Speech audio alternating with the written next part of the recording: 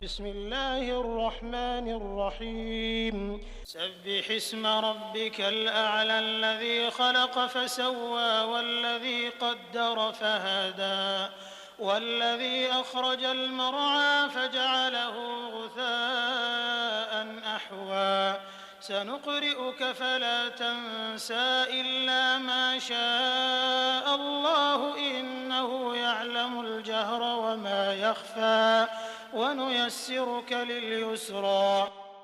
अल्लाह के नाम से जो बड़ा ही मेहरबान और रहम करने वाला है। ऐ नबी, अपने सर्वोच्च रब के नाम की तस्बीह करो, जिसने पैदा किया और साम्य एवं संतुलन स्थापित किया, जिसने नियति यानी तकदीर बनाई, फिर राह दिखाई, जिसने वनस्पतियां उगाई, फिर उनको काला कूड़ा करकट बना दिया। हम तुम्हें पढ़वा देंगे, फिर तुम नहीं भूलोगे, सिवाय उसके जो अल्लाह चाहे। वो खुले को भी जानता है और जो कुछ छिपा है उसको भी, और हम तुम्हें आसान तरीके की सुविधा देते हैं।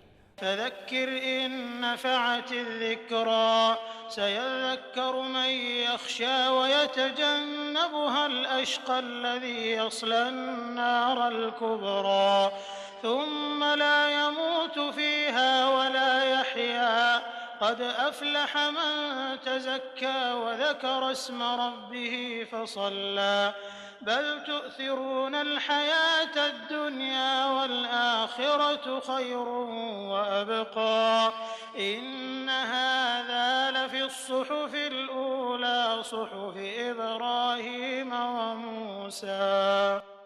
अतः तुम नसीहत करो, यदि नसीहत लाभदायक हो। जो व्यक्ति डरता है वो नसीहत कबूल कर लेगा, और उससे भागेगा वो बड़ा ही दुर्भाग्य वाला, जो बड़ी आग में जाएगा, फिर न उसमें मरेगा न जिएगा।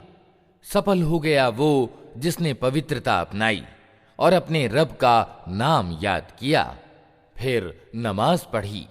मगर तुम लोग दुनिया की जिंदगी को प्राथमिकता देते हो, हालांकि आखिरत ज्यादा अच्छी और बाकी रहने वाली है।